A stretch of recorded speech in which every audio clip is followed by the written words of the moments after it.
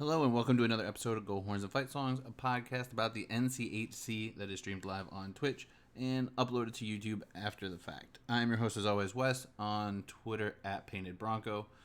Joining me once again is my co-host Mike on Twitter at Maro04. How is the week, Michael? It was pretty good, just a little bit spicy here. Hit 100 yesterday. Felt like, I think I saw, felt like 106. Got sent home early because our office AC wasn't working and saw a few road collapses in the Twin Cities because of the heat. But Jesus. made it home safe. Hey, we're built for cold. We're not built for heat. Get it together, Minnesota. Get it together. 30 below, we're fine. You get above 80, we don't know what to do. We panic. Clearly. Yeah, it was pretty warm today, too. It's not fun when you get in your car and your car says it's 120. And granted, it wasn't really that hot, but, black cars don't have fun in the summer. No, no, they don't. Well, even my car is white, and it does not have fun either. But hey, if you're getting ready for a fight, that's a great way to lose some water weight. Just go sit in your car for a while. You're not wrong. But nobody wants to be the smelly kid on the wrestling team, stinking it up in their trash bags. You would know, not me. I mean, definitely sat next to enough wrestlers in high school to know that that's what was going on. All right. This week we're going to look at the Colorado College schedule, as we did Minnesota Duluth the last time we did one of these. They start their season with an exhibition game against Air Force, meaning they're going to play Air Force 3 times next year. Yes, they will. Two of them kind of count. One of them doesn't. So, we'll just kind of breeze over the exhibition stuff. But they open their regular season at home, welcoming in Alaska Anchorage, who did not play last season. They had a couple years where they did not have a program. And so this year will be their return to college hockey. They're former WCHA members who are now independent with the collapse of that conference and the creation of the CCHA. And Colorado College holds a pretty commanding lead of 57-19-5 against the Seawolves. And I think, well, their last season was the 1920 season. Then they did fold in, and kind of understandable. It's a little bit tough up there. Everything is a little more expensive. But I think Colorado College is probably going to sweep Anchorage. They're a young team. They have 14 underclassmen, 11 freshmen, 3 sophomores, 5 juniors, only 1 senior, and then 5 graduate students. 14 of those players are transfers. Yeah, I believe one of them, if not more than one, is an NCHC player, but I'm pretty sure at least one of them is a former Bronco. 3 of them are former NCHC. Jared White transferred from Western Michigan. He's a junior. And along with Ben Almquist, transferred there from UMD. And then their lone senior is Lamoureux from St. Cloud State. I didn't write down his first name. But there are a lot of kids came from out east. Then there are the few NCHC, and I think there was one Arizona State transfer. But I think a lot of it is kids wanting to get playing time that they might not have gotten at their current or their previous school. Yeah. Moving in. I think Colorado College sweeps the series just because it's a couple years off. 1920, then you have 2021, 21, 22. The juniors, unless they transferred in, if they were on the team, they don't really have that experience at all because they didn't play. Right. And their one senior, Lamoureux, he wasn't on the team. So he's played, but he didn't play for Anchorage. Yeah. So I think they're going to have a bit of a tough year trying to rebuild that program.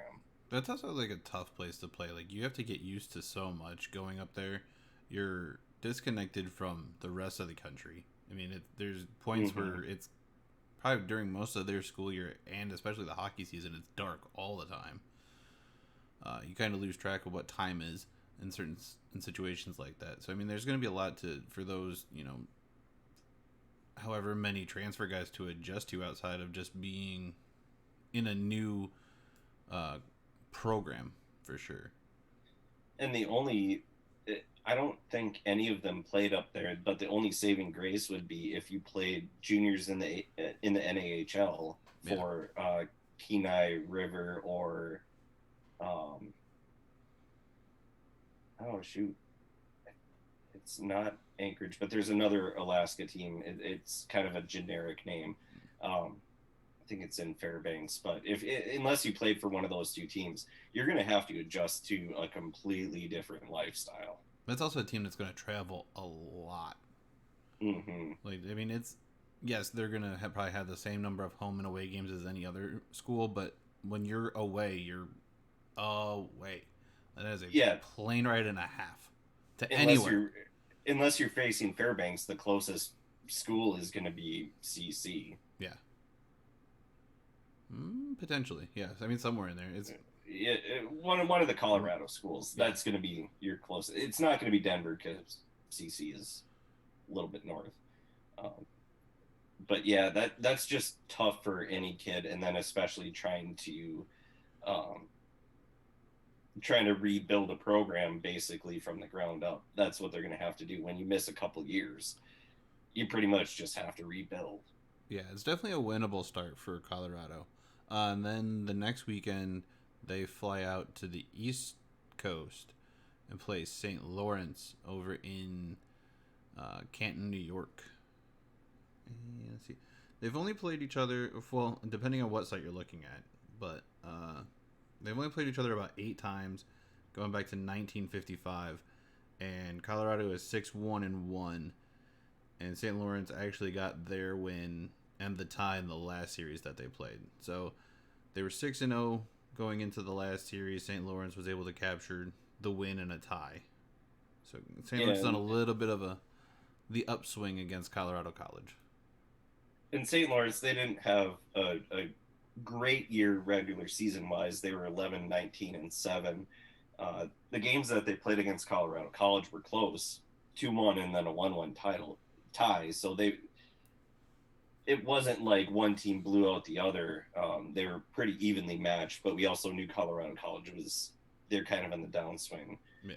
Um, and then St. Lawrence, I probably their best non-conference series was with Omaha. They split.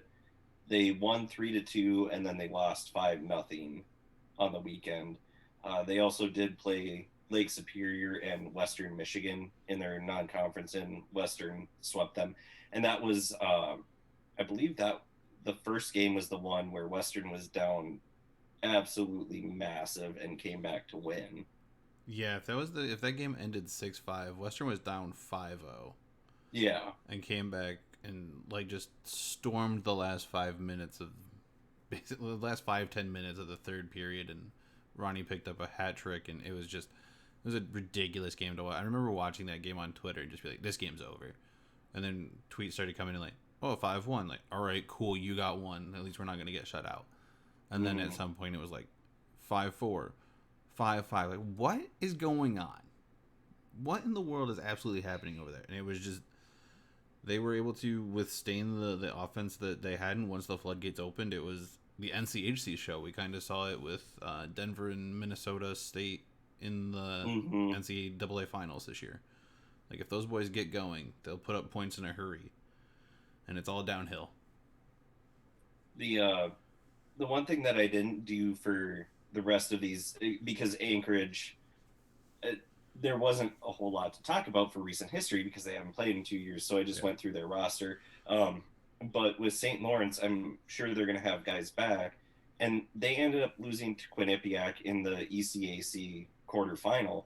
But that second game, it was a double overtime game. So even though their record wasn't great last year, They I definitely think they competed.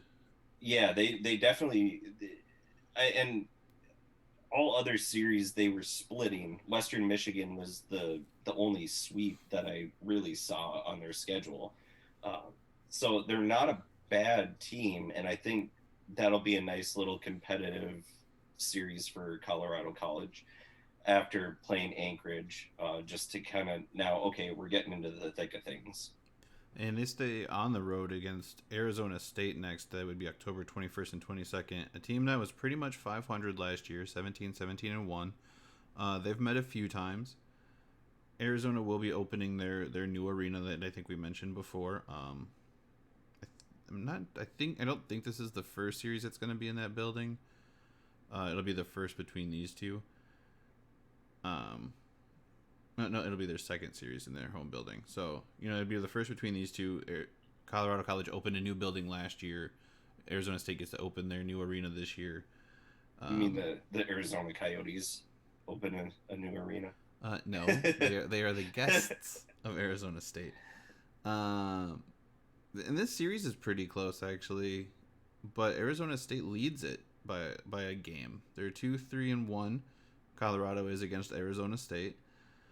They're a team that's gotten progressively better since they've joined the conference. I don't think it's really out of the woods to say that this could easily be a split game, considering the way that Arizona State played last year, really hovering around that 500 mark.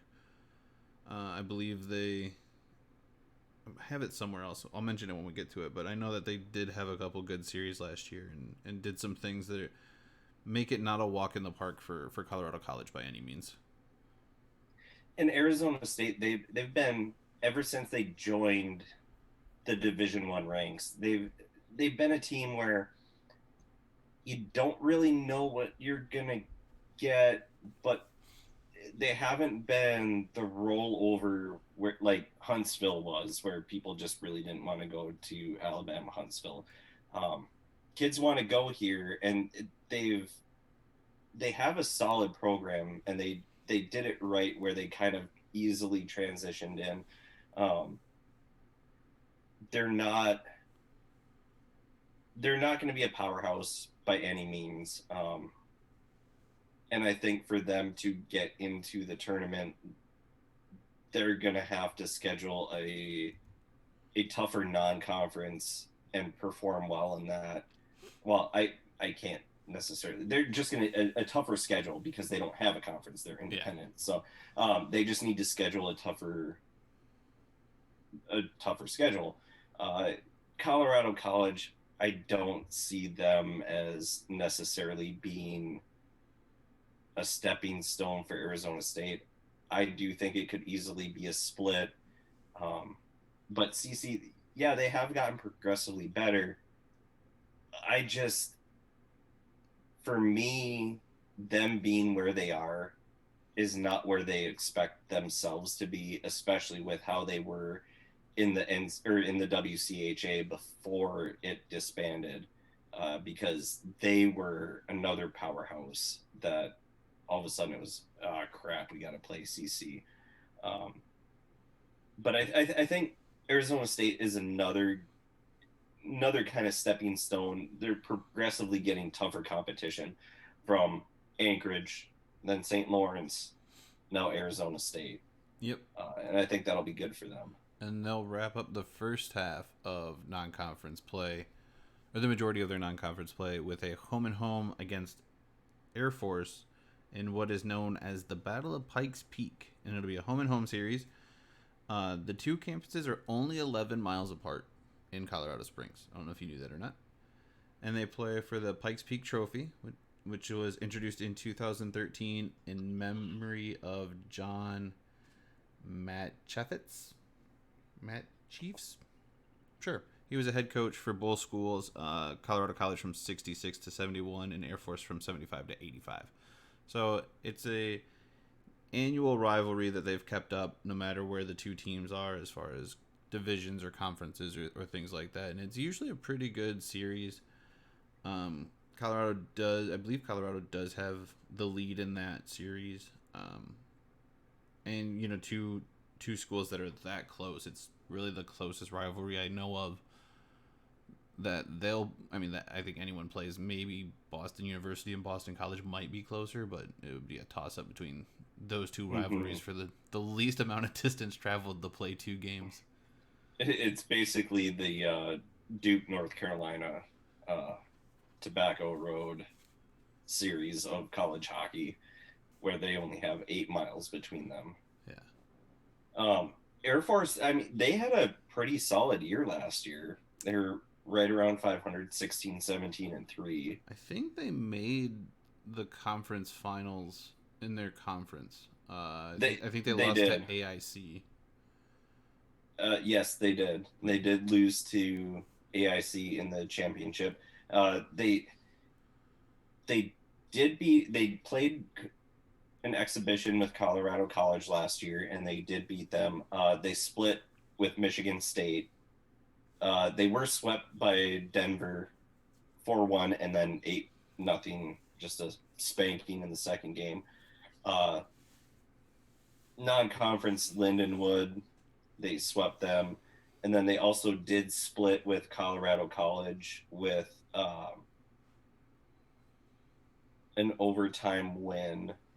I didn't write down the other thing, and then Sacred in conference they were swept by Sacred Heart, uh, AIC, and then Holy Cross, but still didn't manage to make it into the Atlanta Hockey Championship game.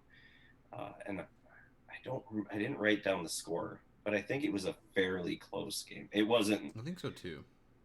I think it was 4-2 or something like that. Um,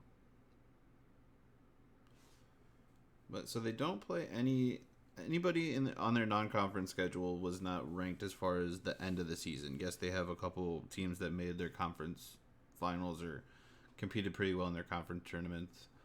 But nobody ranked from last year. Their first ranked opponent is Minnesota Duluth, who they open conference play against. That's a home series for them. And last year, in their first series, UMD took 5 of 6 points. So, they got a win.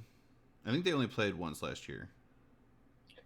yes, I believe it was so. a win and an overtime win for Duluth. And I have a little bit more on this when we cover them the second time around.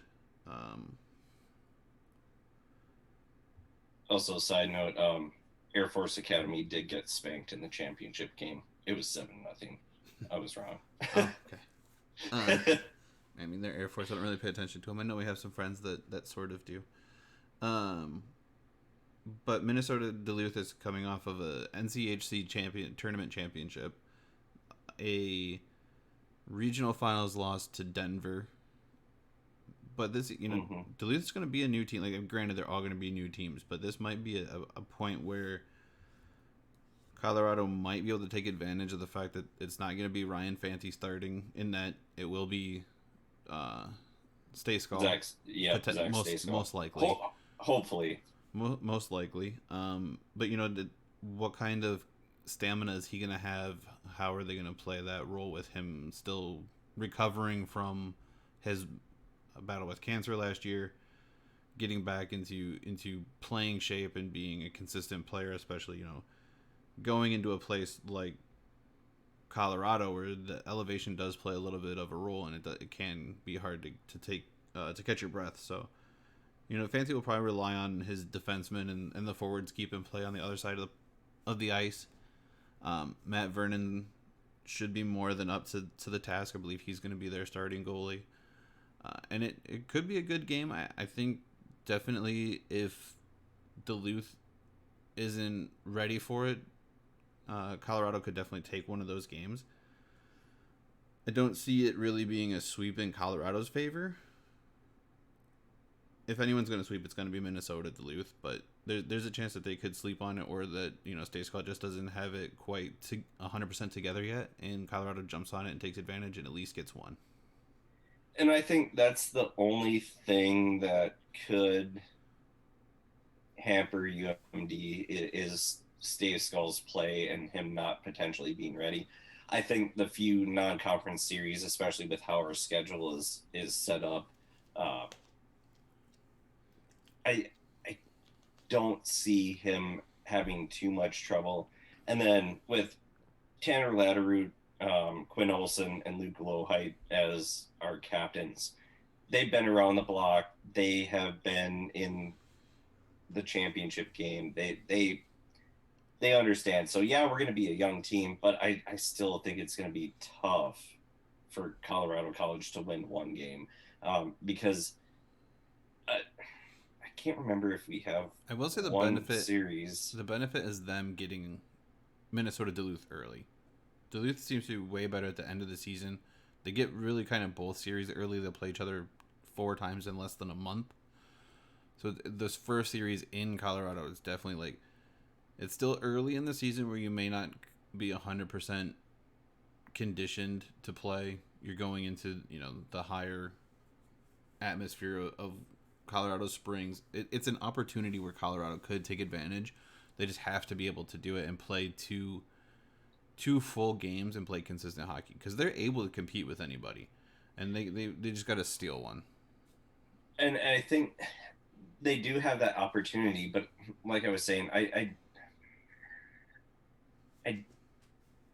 I think this is our first NCHC game as well for UMD. It should be. And the captains and the leadership group, they're going to say, hey, you got to get up for this game. Like, it's our first conference game. We got to show out. Yeah, it's CC. We know where they finished, but we played them last year. They're no slouch.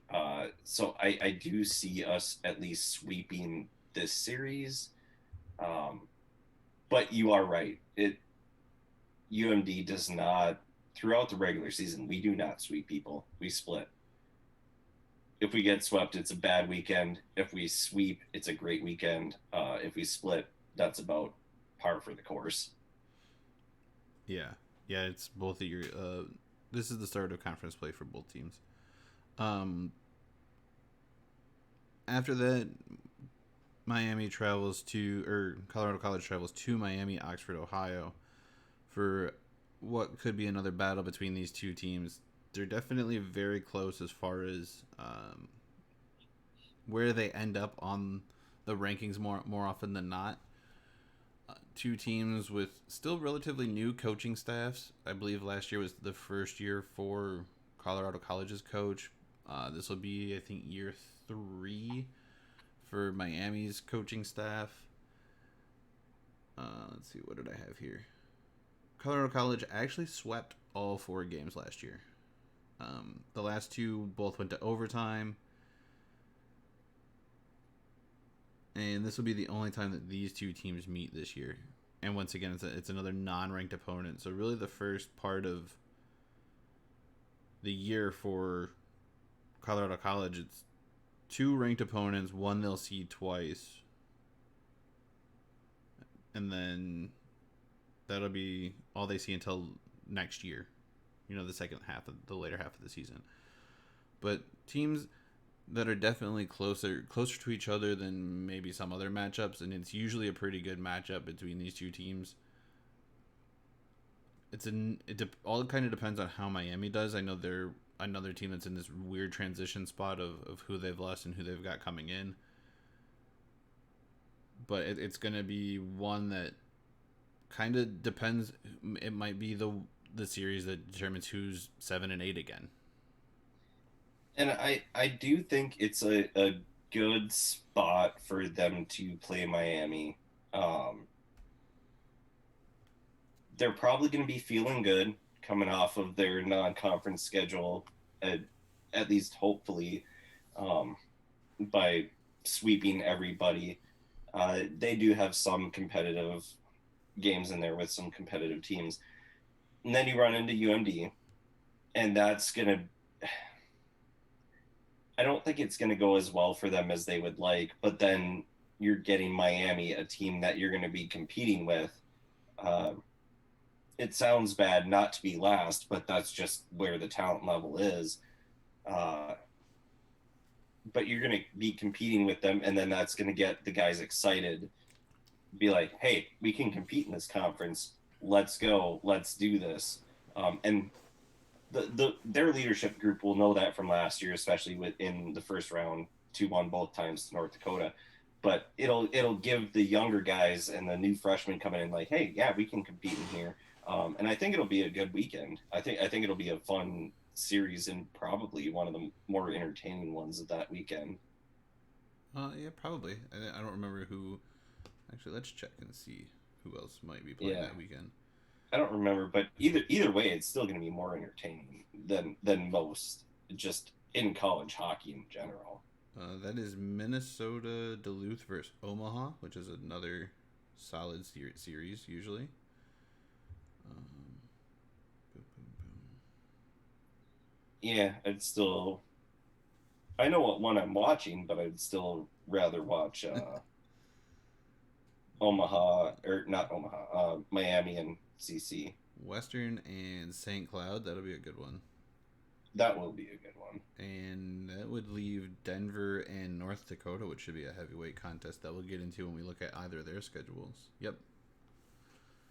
Denver and North Dakota. So, I mean, that is a really good weekend of college hockey, honestly. I feel like most of those teams are pretty similar talent-wise, as far as like how they match up, where they ranked last year, even very close games. I think a couple of them were. Well, UMD and Omaha, that's a 5-6. Yeah. So that, but I still I really think the CC Miami series is going to be one of the more entertaining ones because both teams are trying to prove that they belong up in belong higher in the standings. That's the best way to put it. They don't think they're 7 or 8, and they want to prove it against each other. Where the other teams, yeah, they're fighting for the top spots, but they also know that they're a top tier team. So there's going to be a little more passion in the CC Miami series than any of the others. At least in my opinion. Other than maybe North Dakota, Denver, they got something to settle after that tie last year for the Penrose. Yeah. Fights in the parking lot. Let's go. Colorado College returns home November 18th and 19th versus St. Cloud, who is coming in ranked at number 11 as far as the end of the season goes. This one's going to be interesting. They're former WCHA foes. Colorado College is currently struggling. They're on a 7-game losing streak to the Huskies. And they might have some insider knowledge on as far as Colorado College goes, will the Huskies, seeing as they have received transfer student Dominic Bassi to take over the crease from Colorado College going to St. Cloud. And he'll get to take on his former team as well as, partner in crime crease guy Matt Vernon. So it'll be an interesting matchup. And and we'll go into it next, but these next 2 weeks for CC, I think, are going to be tough. They have a tough start of their conference schedule. They have a tough start and a tough end. Yeah, well, for them, they just have a tough schedule in general in the conference. But yeah, it will be interesting. I don't think St. Cloud lost as much as some of the other teams, so I think they're still going to be a powerhouse. Brent Larson does an amazing job after taking over for Motzko. I just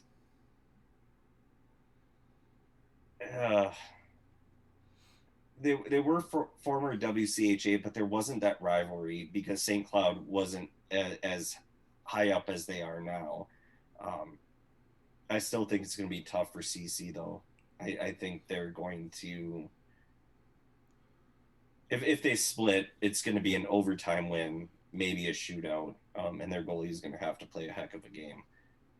Yeah, I mean, their goalie, Matt Vernon's more than up to playing a really good game. I'm kind of interested to see who it'll come down to as far as goaltender for St. Cloud. St. Cloud will be, because they lost their number one goalie. He was in Rennick. Rennick, yeah. He was hurt near the end of the season, and then he signed a deal with the Kings. Yeah, I think he was the Kings. I think he was the goalie that went to the Kings, but they had another. I think they had another player who went to the Wild, but he was a skater. He wasn't a goaltender. Yeah, there wasn't a goalie, and their backup. I don't know what year he was, but their backup. I mean, he played solidly against UMD. It in the first game, the team played like trash. UMD could just do whatever they wanted. Yeah. The whole team played like trash. In this, he played fine. Second game, he played outstanding. UMD just won in overtime. So I think it'll be a little bit of a battle for who they have in net. And they'll play each other 4 times. I'm just wondering if maybe you give Dominic that first game just for kind of shits and giggles, really, just to be like, all right, go ahead, play your former team. Let's see what you got. Or even at least one of the games in that series, whether it's in Colorado Springs or if you do it later in the season in St. Cloud. Like, I think it would be cool to see the guy get a chance to play against his former team at least once. And I think they will, because Bassey was a very good goalie while he was at CC. He just didn't have the talent around him, and that's one thing with goalies. It's like you have to have the talent in front of you. You can be the best goalie in the world, but if you're getting peppered for 60, 70 shots a night, not saying that he was, but you're going to let a few in. Right.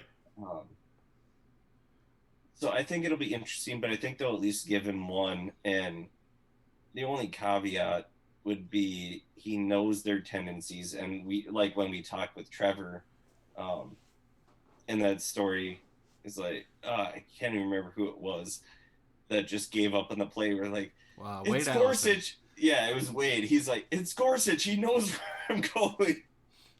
Like, Bassey's going to know where they're going to go, and they're just going to be like, well, Or maybe they make the decision to shoot somewhere else, even if it's not necessarily where they wanted to shoot. College guys trying to get the women with the pretty goal. Come on. I mean, you're not wrong. So they stick with Minnesota teams, and they finish their 4-game series with Duluth at Duluth, December 2nd and 3rd. It'll be their third and fourth meetings in less than a month. This is a series that, Matt Vernon will be the returning goalie for Colorado College.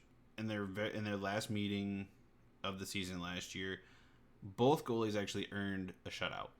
It went the entire 65 minutes of regulation and overtime. That counts for a shutout. 0-0. One goal was scored on behalf of Minnesota Duluth in the first round of the shootout. It's the only goal scored that night by Noah Cates. So they came a Noah Cates goal away from getting a big win against Duluth. Yeah, and that's... and Cates is no longer with UMD. He's now a member of the Flyers organization. So yes, he is an NHL player. He went straight to the NHL, so you can't feel too bad about that. No. Also an Olympian. Yeah, it was definitely one of those series where you should beat them, but in this conference, even the low of the low, that the quote-unquote have-nots are still the haves, and they can have it on any night. And I remember messaging you about this. I'm like, how in the world did we only beat CC in overtime 1-0? Yeah. Like, I couldn't believe it. But then again, it's the same thing with the conference. It's, golly, anybody can beat anybody. But that's series, a tough stretch for them. Yeah, this series I could definitely see more being potentially a sweep for Duluth. Just like I said, I think Colorado could jump on it early, depending on how they come out of non-conference play. They should be in a pretty good spot, really. So they might be able to carry that into a win against Duluth at home. But I definitely see them struggling a little bit more in Minnesota, and could potentially see Duluth being the ones to sweep this series. And I think it's the most likely scenario is for the season series is 3 out of 4 for UMD. Um, Probably that first game, CC could steal. We're very good at making adjustments, and then just seeing a team, you know, within a month, those adjustments are going to still take hold. Scott Sandlin is very good at adjusting two teams. So I think that hurts CC playing UMD so close together. Um, it's tough to beat a team twice. It's tough to beat them 3 times. But with how UMD is played throughout the more recent years, I don't see CC winning in Duluth at all, and then winning more than the first game. Yeah, no, I completely agree. And they will wrap up the first half of the season before the long winter break against Omaha in Colorado. And last year, these two teams split a 4-game series. They literally went 1-1 in each series, so the home team didn't really have too big of an advantage in either series. Again, these are two teams that generally play each other pretty well. They're usually pretty close together in the rankings as far as what we've seen in the last few years. It's, one of those things where they're kind of these Omaha, Colorado College, and Miami have kind of been that 6, 7, 8 team that we've seen recently without, they've just kind of shuffled amongst themselves. I think there's been a couple times where maybe Omaha has moved up to 5th on a couple times where Western has struggled a little bit. Omaha's not really been a powerhouse lately. It's going to be a pretty even matchup, and they'll get to see each other again after the break. And with this matchup, the difference between the two teams is you always feel like Omaha is on the brink of making that jump into the next level, where how CC is right now, you're just like, they're not quite there. They're just not there. But Omaha, I can see a split at least in one weekend with these two teams. But Omaha, I always have that feeling like they're going to jump up to 4th. They could get 3rd, and they just never do it. But I don't feel that with Colorado College. It'd be interesting. I mean, Omaha's going to be another one of those places where it's not necessarily the guy who's been in net the last few years that's going to be facing all the shots. Seville left and joined the Golden Knights organization at the end of the year last year after playing, I believe he was a junior. He was a hard goalie to beat. He was a guy who could definitely be a brick wall back there. They also tend to ride their non-conference schedule a little bit more than most teams are able to. So it's always kind of interesting to see where they shake out with the way they set up their non-conference. But that completes the first half of the season. They will play one more series before 2023. It'll be a New Year's weekend series at home versus Princeton, who were 8-21-2 last year. And they had a bit of a rough year. This is a Tigers versus Tigers matchup. Because of all the that's one of the most popular freaking mascots in college sports, the Tigers. Mm-hmm. And Colorado College swept the only previous series between the two teams that I could find. So Colorado's living the high life as far as their record versus Princeton goes. Yeah, and Princeton in their non-conference, they won. I guess you would call it a split in a sense with Long Island last year. They won 2-1, and then they tied 4-4. They were swept by RIT. But the second game was a 1-0 overtime win for RIT. Then they played Providence, and they were swept 7-0 and 3-2. Uh, didn't really. There were too many sweeps in the ECAC to write down, but with 8 wins, you can kind of figure it out. And then they played Union in the first round and lost 3-2 and 5-1. Bunch of freaking So they didn't nerds. even. They did not move on from that. I think to kind of close out the year, this is a good thing for Colorado College and get the confidence up a little bit. Um, Again, with the ECAC, don't really know a whole lot about them other than they play really weird schedules where they'll play one team on Friday and one team on Saturday. Um, and, just going off their record, I think it's good for CC. Get them confidence, have a little relaxation before they jump into the next part of the NCHC schedule. Yeah, and they'll be traveling quite a bit. I mean, their schedule for the most part is pretty evenly split: home away, home away, home away. So definitely take advantage of that time to relax and spend time with family before getting back. Because after that series, they still have another little like 2 weeks before they jump right back into the season, taking on St. Cloud this time at St. Cloud. So they'll get to see their buddy Dom again, this time in his new stomping grounds, and it's definitely a series that could go either way. I definitely think that there's a possibility that Colorado could split both of these series. I know they're on a bit of a skid, but it definitely comes down to goaltending, and there might be a little bit of an advantage of Matt Vernon being able to cement himself as a number one goalie for that team and really establish himself and get used to playing with the guys in front of him, and Dom kind of having to learn new defensive guys and how they play and how they take or what they do in front of him. So it's once again, it'll be an interesting matchup to see how well they compete against each other. And the other thing that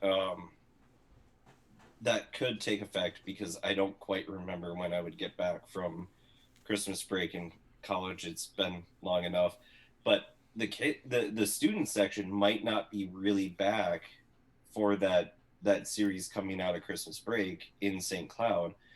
So CC might have that advantage where they're going to have their full student section in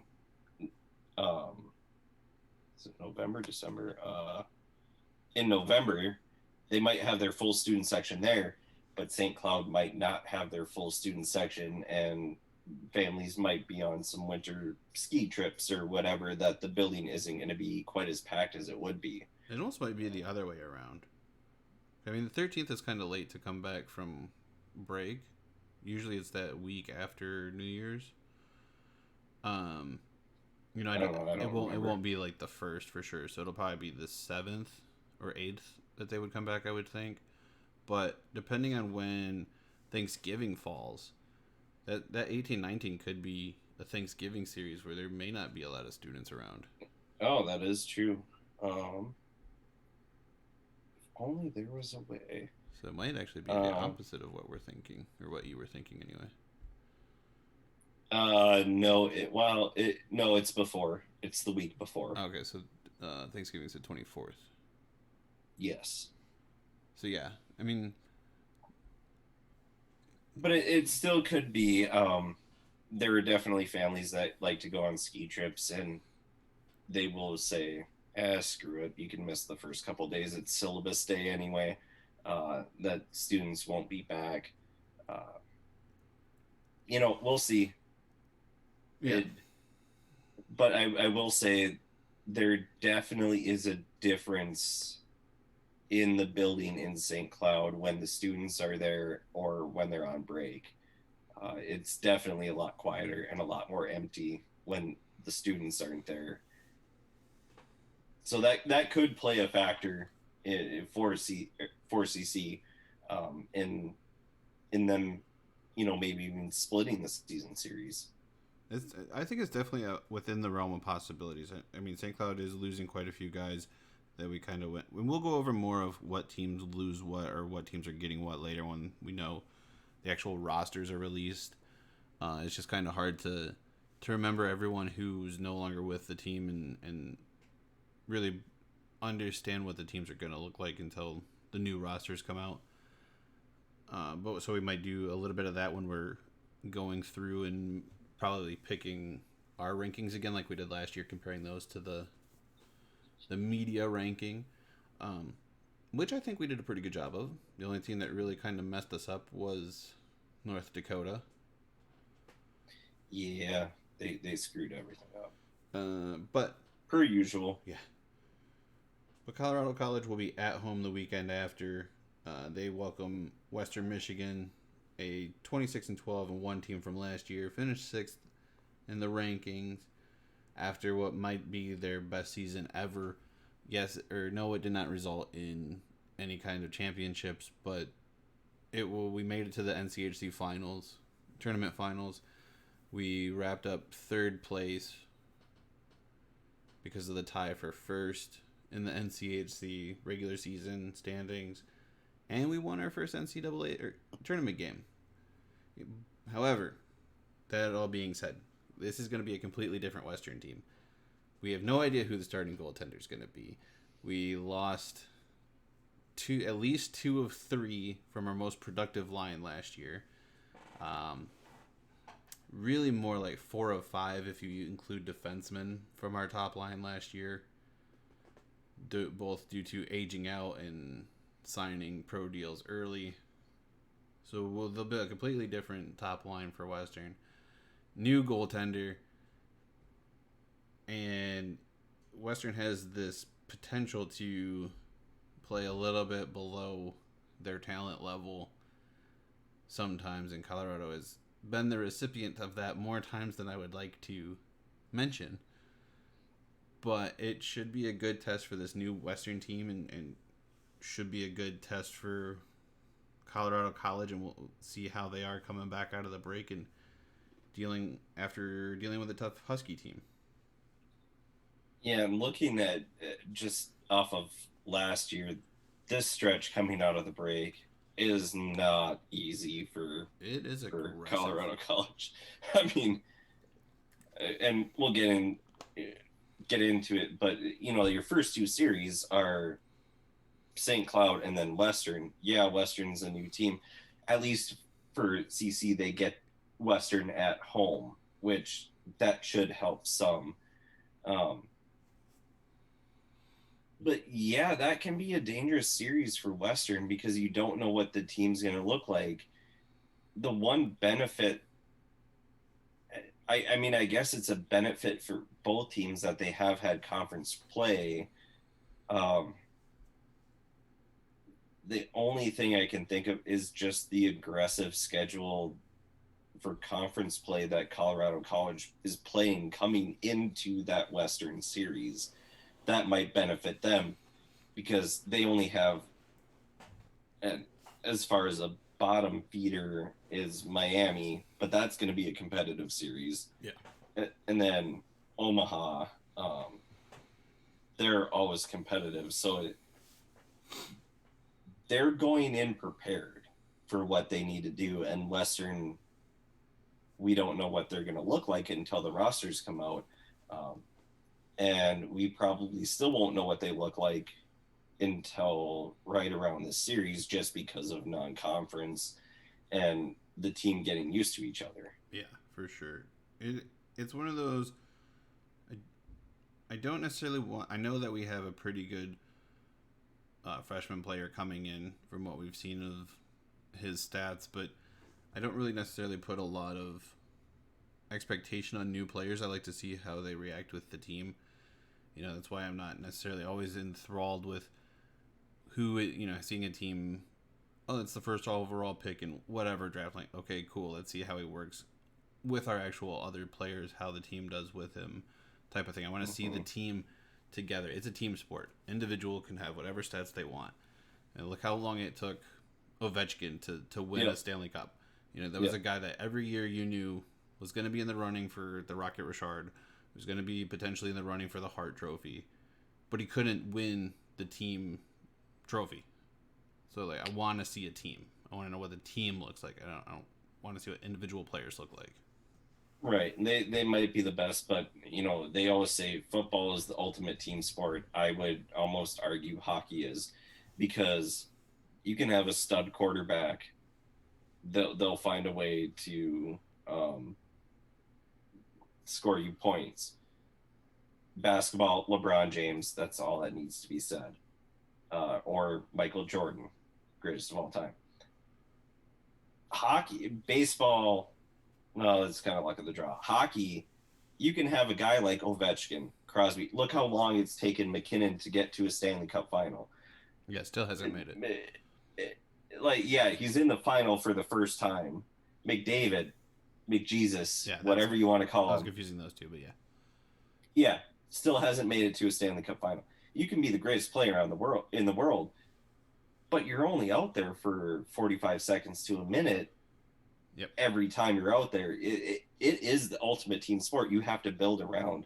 That it takes a while. And like, okay, yeah, cool. You're a great hockey player. How does the team look? Yeah. So I mean, it's a series that if Western puts a team on the ice that's as competitive as it was last season, which they definitely have the possibility of doing. Yes, we lose, like I said, our most productive line with Ethan Frank going to the AHL, Drew Worrad going to the AHL, Ronnie Attard going to the NHL, Mikey Joyal going to the AHL, Aiden Fope will be back, and potentially, as of right now, I believe Cole Gallant is coming back. So we'll get Cole Gallant and Aiden Fope from that top line coming back, but there's so much production that was lost in Frank, Worrad, and Ronnie Attard that it's going to be hard to replace that line. But there are guys like Sasson who has stepped up at times and showed that he could be a big-time player.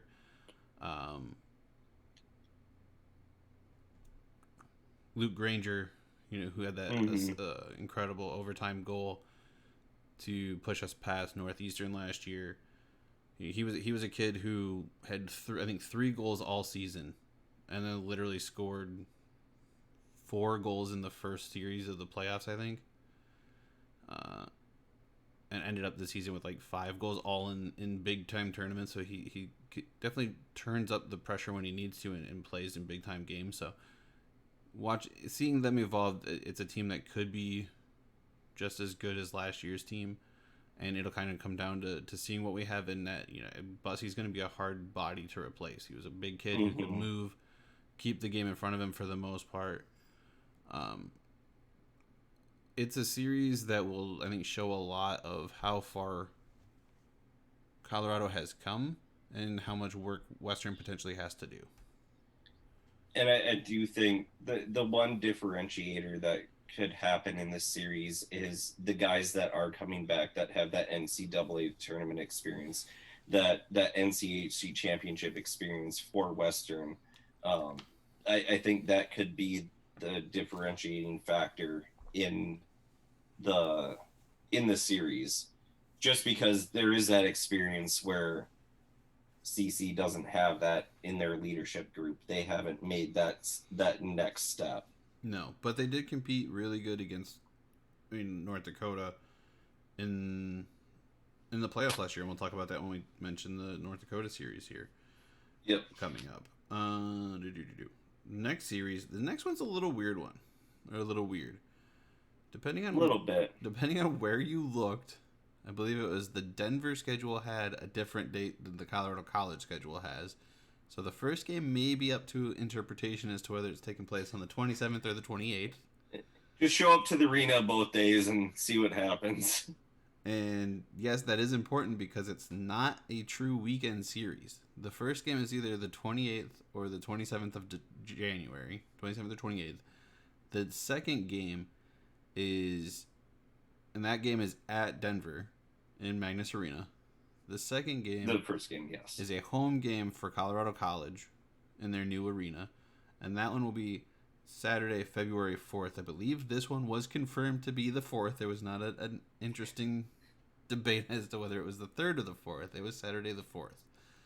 So keep an eye on the schedule for changes. Denver was a team that went 31-9-1 last year. They had an incredible winning streak at home. They made it all the way to the NCAA finals and won with an incredible third period over Minnesota State. Mm-hmm. And honestly, like, they could be just as good this year. I believe their goalie is coming back, who has the best name in college hockey. Yes, Magnus Krona. He played absolutely incredible. These two teams, they're in-state rivals. They've been rivals pretty much since the beginning. They've met a total of 325 times, I believe. It might be 327. Depends on updates of websites and stuff. And how well you can do math. Yeah. And they are, once again, it's a super close series. They're 65 miles apart between the two campuses. And Denver does have a pretty good lead on it, but Colorado has won some games too, and they can be surprising from time to time. I think this series, it's going to be tough for CC to get any sweep and just win a game in general.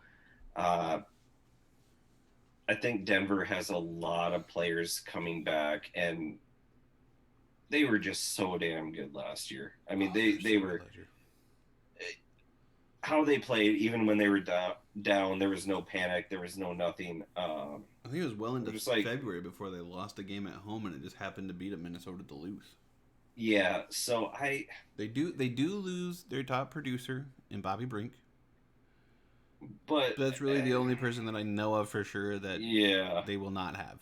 I mean, they have a great player in Carter Mazer, who I wish would have went to Western after deciding to not go to State or U of M, but he will go back to Denver for his sophomore season and do crazy incredible things out there like he did last year. I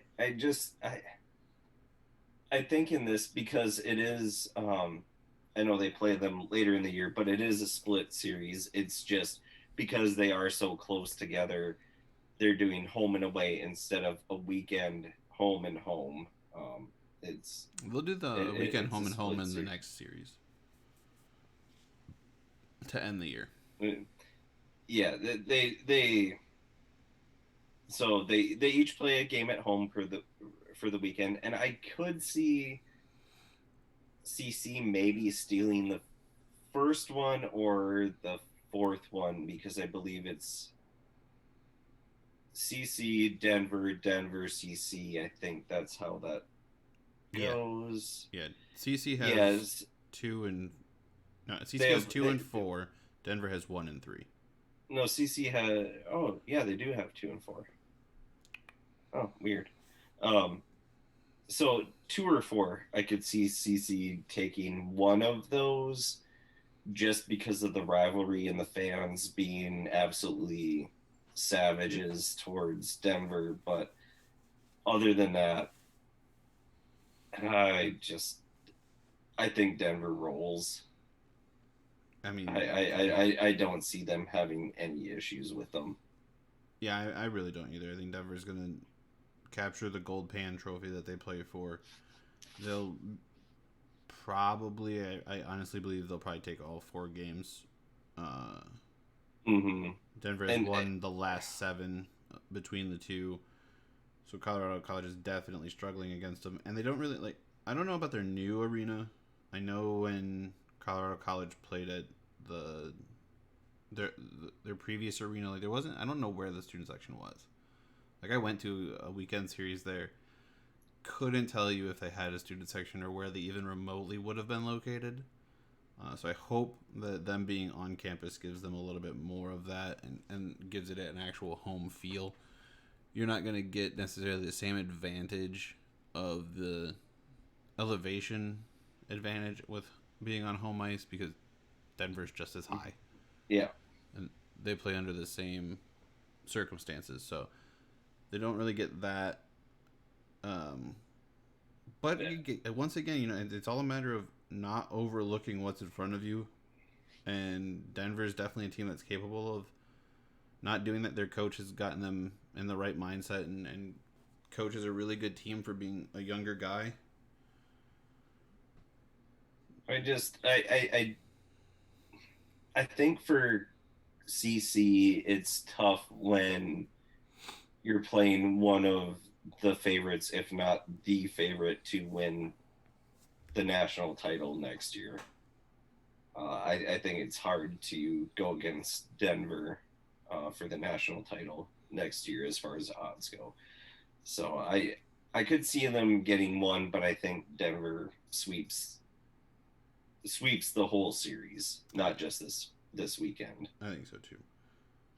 Maybe the only benefit they get is the fact that there is a week in between those games and they can spend time and study up. But I mean, Denver gets just as much of the time to study what they did right and fix what they did wrong as Colorado College would in that situation. So, right. The next series, the next regular series, back to regular weekend stuff that college hockey likes to do, is Omaha again. This time they're in Nebraska. I can see, like we mentioned before, they swept the entire series, or they split the full season series last year. UNO is going to be breaking in a new goalie. I don't really know how much time their backup goalie saw last year. I believe Seville saw a majority of it. I don't think any goalie really saw as much of the ice as Brandon Bussey did for Western, though. So there's a potential that some other goalies in the conference will have some experience playing, and it might not make as big of a difference as I think it will for the Broncos this year. But Seville was a really solid goaltender for Omaha, and I don't think it should be overlooked that he's not going to be minding the net in Nebraska for sure. Yeah, he was really solid for them. And I believe they also lost Taylor Ward, their top point getter, I believe. Yes. Started the year off really strong last year in non-conference play. Kind of exploded in the non-conference and then struggled the rest of the year, but was still a guy who they leaned on quite a bit for point production. I think St. Cloud had, is it Micah Miller? He's a St. Cloud guy. Yep, Micah Miller. He's Grand Rapids kid. He'll be back this year, I believe, right? Or did he? I think he was a senior, but I think he might be back. Let me tell you, kid was deadly on shorthanded. In high school he was. He's gonna be if he is gone, he's gonna be one to miss for St. Cloud for sure. I will tell you. You can keep talking while my Google works. So, I really don't have much else. We've already kind of covered this series other than the fact that it'll be away. They do stay away, though. They stay on the road. I mean, they'll go back for the week, but it's back-to-back away series. They come to Kalamazoo, where we know the Lunatics will potentially help to build any kind of struggles that Western's having. Hopefully, it'll be little, but again, like, as much as Seville was the backbone for Nebraska Omaha, it's hard to really argue that any goalie meant more to their program than Brandon Bussey meant to Western. And if you look at the last two seasons, and the difference where we finished in the conference, where we finished record wise, and really the biggest difference between those two seasons was the fact that Brandon Bussey got hurt in 2020-2021 and played all but 10 minutes of 21-22. Yeah. And sorry, I was looking up Micah Miller. He's going to be a graduate player this year, a grad student, so he will be back. He might be the difference maker in them St. Cloud series then. I think he probably will be. Definitely going to be a dude to watch, for sure. But now back to the Western Series. It being in Kalamazoo, I think that will be a bit of a shock to to the players, like the new players for Colorado College going into that type of environment. That being With said, their Colorado College has walked in here and taken 2 out of 3 in the playoff series against Western Michigan. I was not happy about it. So the boys, I thought you would have loved that. the boys better be ready, and they better not overlook Colorado College because it's happened before. I don't really want it to happen again. Yeah, I just do think that, especially with and I don't know about their. Oh, let's see if I can And find their this is roster. another series where they're going to be playing all 4 games less than about a month apart. Mm-hmm. So they have 3, almost 3 series like that. Like the Denver one's weird, but they finish up pretty much exactly a month apart. UMD. is a month, all 4 games within about a month of each other. Yeah. St. Cloud's a little bit longer because of the break. Yeah, and Omaha is a little bit longer. Yeah. But yeah, I think really off their schedule, the first real test of a hostile environment is going to be the 17th and 18th of February in Kalamazoo with the Lawson Lunatics. Because I love UMD, it's not that much of a raucous crowd. St. Cloud, not that much of a raucous crowd. I don't know Omaha that well, but I just don't see them being that intimidating. And then they show up at Western, and they are going to be intimidated. I feel like. For those who don't understand the student section at Western Michigan, your average student section, from what I've seen, is usually maybe 1 or 2 sections of stands directly behind the goalie. For the most part, that seems to be where it's at. Either that or it's on a corner near the area where the team shoots twice. Mm-hmm. That is not the case at Lawson Ice Arena. There is 1 set of chairback seats behind the goalie, the away goalie. There is a full set of regular bench seats behind the home goalie. And around the penalty box, it's supposed to be, I think, 3 sections, essentially blue line to blue line, so the full neutral zone is dedicated to the student section. Yeah, we've expanded. So there's 1 little spot that the band sits at that's kind of in the maybe the more normal college student section. But really the Western Michigan Lawson Lunatic student section is that entire half of the ice. It's more than blue line to blue line. It spills in. It's like face-off dot to face-off dot. And it is ridiculously liquored up, rambunctious, moderately intelligent hockey fan students, moderately might be a stretch, who have frozen their ass off for the most dedicated fans for about 3 hours. And they are a nuisance to any other team that is not Western Michigan. And God forbid you wear the number 4. Just don't do it. And yeah, we've talked about this with Trevor and Ethan both. Oh, and then there's also this guy who paints his face for no damn reason that hangs out right over the goalie shoulder, just so you know. Who scares the living hell out of his own team. Gotta tough him out somehow.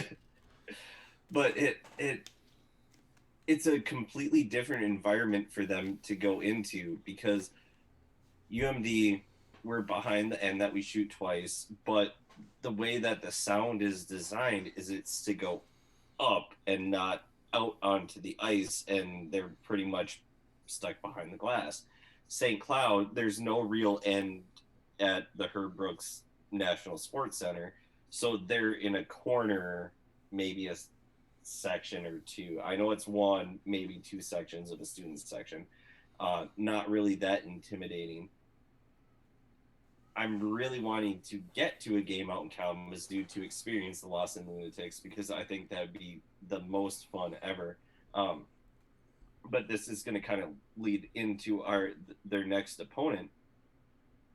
Thankfully, they get to face them at home, because if they went from Western Michigan and the Lunatics, and then having to go to Ralph Engelstead, where the student section is the whole 16,000 So if you strong people there. If you pull the stream right now,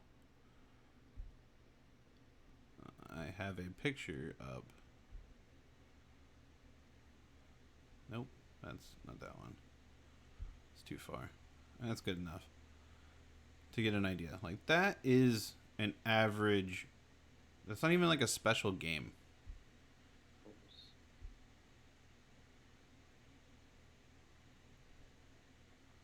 That is just a normal Saturday game or Friday game. Yeah. And that's literally not even all of it, because you can see where the blue line is. And we're way past that. And there's the red line. So, I mean, it's double that. Yeah, and the thing is... and they are on... If the team is on the ice, they are on their feet. And it is just a parade of obscenities and inappropriate, immature, fantastic chants that I have had the great pleasure of participating in and enjoyed every moment of and miss dearly. Yeah, and for an arena that's at least according to Wikipedia, that only holds 3,667 people Seats, seated. That building seated. has held, I want to say the record is like, I want to say it's like 5,300. I don't know how they fit like an extra 1,500 people standing, but 5,100, almost 5,200. Yeah. In 1987. Yeah, I mean, it's ridiculous. So going into that environment, especially with the new guys and not having dealt with that, they're probably going to be, how did Trevor put it? Shitting his pants. Yeah. In his first start in North Dakota, they're gonna just walk out and be amazed at what they're seeing. And so then moving on to their next series, thankfully they have North Dakota at home, because that would just be their capacity is 11,000. I thought it was more than that. I thought it was NHL sized. It seems like that. But if they were going from the Lost and Lunatics to then all of the crazies up in Grand Forks, I think that would be a little too much, and they would come home 0-4 off of those two series. Yeah, luckily they get North Dakota at home. Yeah, and I do think that what they did against them last year in the first round of the NCHC playoffs is going to help them, especially because they lost 2-1 each game in Grand Forks. Now they're getting them at home. The leadership group is going to say, guys, we can do this. We were only this far away from them in their building. Now we get our fans. We have our home ice. We know the bounces. We know everything. Let's go out and do this. I think that's, it's at least a split, if not a sweep for CC, because they have that confidence. They might not have it from the year, but just for North Dakota, based off of what they did last year, I think it's a split for sure. Yeah, but North Dakota's there's such a well-coached team that it's hard to really like discount what they do. We looked at them last year and we're like, oh, they have 14 new guys, 7. I think it was literally like half and half, like 7 freshmen, 7 transfers or something like that. Yeah. Thought they were going to kind of be middle of the conference, and yet they come out and they struggled a little bit non-conference wise, but once it came down to conference play, like they showed up and showed out and ended up, putting up just as many points as the would-be national champions in Denver.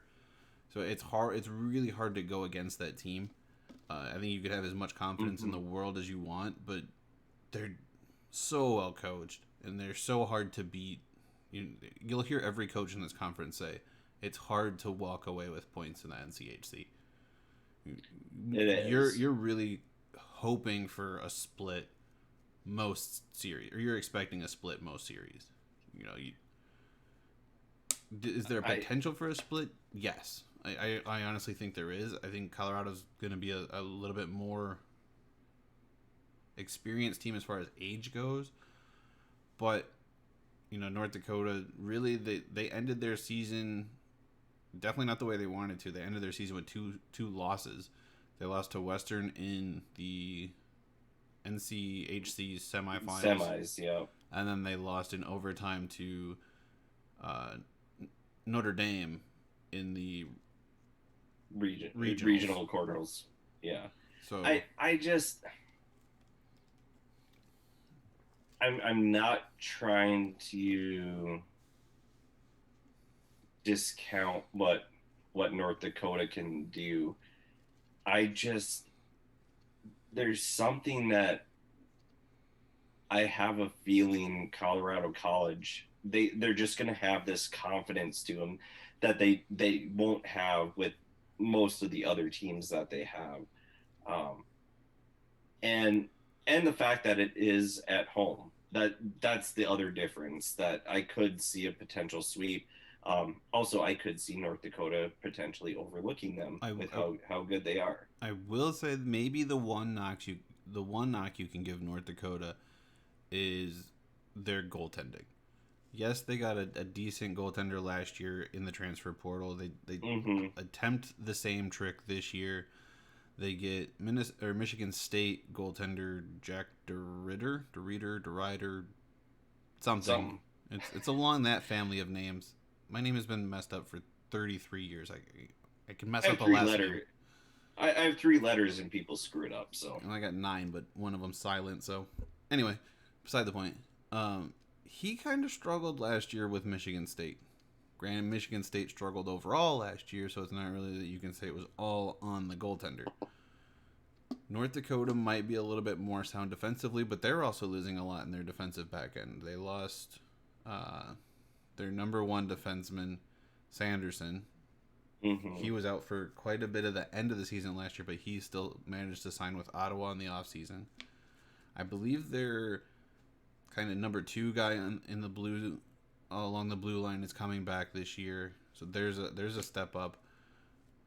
It'll be kind of like how those guys mesh with the new goaltender coming in, but I mean, really, like, that goaltender is going to be under fire seeing NCHC players for an entire season. Yeah, he might get toughened up a little bit by that point in the season since they're only going to be seeing each other once, but it could be a goaltender that Colorado College can jump on and take a little bit of advantage of, going from Big Ten talent to NCHC talent. Yeah, it definitely it could be a factor, and yeah, I think he will get toughened up. And we'll look at their schedule and what they have leading up to this series. I don't even think they've released theirs yet. Yeah, I think they were one of the last. We're still waiting for Omaha and Western to officially release theirs. Okay. So yeah, North Dakota's is done. I think they were the most recent one to release theirs. I think it will be for their goaltending. We'll see we'll cover their schedule and see what they have leading up to that series. Obviously, they're going to be playing, Western and UMD and St. Cloud and talented teams, but just what their non-conference looks like, and how ready is he going to be before facing Colorado College, and a team that could surprise some people and be fairly decent in the standings. And we can say that about any team in the conference. Oh, 100%. And they wrap up their season with a home and home series, whatever you want to call it, with Denver The first game's away at Denver again, and then they finish the year off in Ed Robson Arena. We mentioned it before. Denver has a commanding lead of 183, 121, and 21. Denver's on a 7-game winning streak against Colorado College. But anything can happen in the NCHC. Mm-hmm. It's probably the one conference where I think that literally means the most. You look at the record that this conference has had, and it's really hard to argue against the success that they've had, and that success has come from so many different teams in the league. And the fact that we had 5 teams make the NCAA tournament this past year. And I'm pretty sure that's not the first time that's happened. We've had 4 or 5 teams in tournaments in the past. And so a team like UMD, they won back-to-back national championships and lost in the semifinals last year to UMass. They're the 5th seed. Yeah. Anything can happen, and I think with this series, it might all come down to, does Denver have the top seed locked up, and is Colorado College fighting for a spot? If Denver has the top seed locked up, they might rest some guys, not just play them as much as they normally would. And Colorado College might be saying, hey, we don't want to, we're fighting with Omaha, UMD, North Dakota, whoever it is for a spot, because they can be fighting with anybody for a spot. We want to get that 6th seed instead of the 7th. We want to get that 4th seed instead of the 5th. I think that will dictate how this series goes. I think Denver, they could definitely rest some guys, especially if they have the Penrose locked up and they have the number 1 seed going in the tournament. Why risk it? Which they very well could do. If we've learned anything, it's that it'll literally come down to the last weekend before the Penrose is decided. I think it's been that way every freaking year. I know. You think about it and you make predictions, but it's like, what do they say about combat? The best plans work until the first shot is fired, and then they're all out the window. As Mike Tyson said, everyone's got a plan until they get punched in the mouth. Yeah. Looking at the schedule, I think the highest I could see, and we'll get into it more when we actually do like our selection for rankings. I could see Colorado College potentially being a 6th seed at the end of the NCHC season. And honestly, I think it's going to be, my heart says Denver, North Dakota, and maybe UMD battling it out for the Penrose this year. I think Western's going to be kind of a mid-range team. They just got a lot that they have to figure out. It could be even an off year for them as far as what they do, just with all the moving parts and pieces that have to fall into place for them to capitalize on what they did last year. And, that leaves St. Cloud, Omaha, Miami, and Colorado College. Any of those 4 teams could literally finish anywhere from 4th to 8th. And I was even going to say, I could see CC being as high as 4th or 5th.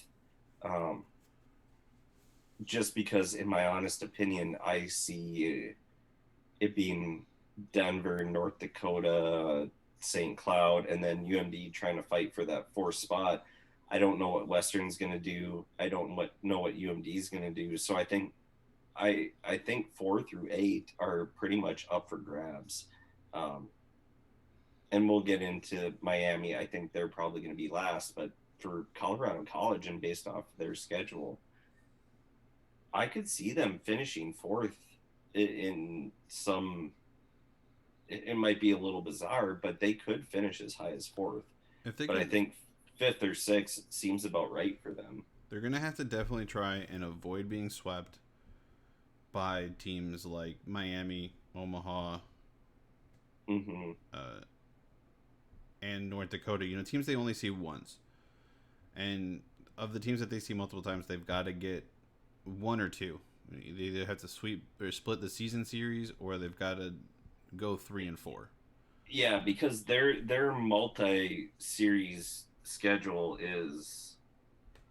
Other than Omaha, it's rough. It's tough. It's Denver, it's Duluth, St. Cloud, Western. And Western. Like, that is aggressive. That's we were saying how UMD has the toughest end to the year, but as far as teams that you played twice, well, that's 1, 2, yeah, 1, 3, 4, and 5 from last year. Yeah, that's and it's really all speculation at this point. We don't really know what teams are going to look like. There's been a lot of moving pieces with the extra year. I think that definitely benefited Western a lot last year, but it also puts us in a tough spot this year. The number of transfers across the country was up this year. Everyone's going to have a new team, and it's who can put together a team that meshes the best and competes week in and week out, that we'll see rise to the top of the NCHC and potentially the NCAA again. And that's what's one of the most fun things is it's coaching and recruiting in college hockey. It's not you buying players and trading for players. It's you're recruiting and then how well you can coach these kids. And that's what makes it a lot more fun, at least for me, because if you get a good young coach that's moving their way through the ranks and they get a good team like Colorado College with their new regime, I'm all for it, because that's way more fun than, hey, we traded and we manipulated the cap and whatever. And I love the NHL, but college hockey, especially the NCHC, that's where it's at. Yep. And on that note, I think we're going to call this an episode. We were a little bit late to the microphones. My bad. Next week we might dive into another schedule. We might not. We'll look and see what comes about this week. We're working on stuff behind the scenes as always. If you feel so inclined to want to follow the show, either on Twitch or on the YouTubes, please hit the subscribe button on YouTube or the follow button on Twitch. We do go live on Tuesdays at roughly 9 o'clock, sometimes more like 9:30 Eastern time. All episodes are uploaded to the GoalHornsandFightSongs YouTube channel, so if you're on Twitch and you want to go over there and subscribe so that you don't have to wait up until 11 o'clock at night to finish an episode, you can watch it on your time. Please do that. If you don't want to, you don't have to. It's fine. There's things on YouTube like comments, likes, dislikes. You can do all that. If you're on Twitch, you can chat with us if you feel so inclined to do so. You don't have to. You're able to make decisions on your own, so feel free to do that. Other than that, I have nothing else. I got nothing. You can follow us on our Twitters. They're on there somewhere to look at. And with that, pucks on net, good things happen, like Go Horns and Fight Songs. Until next time, have a good one.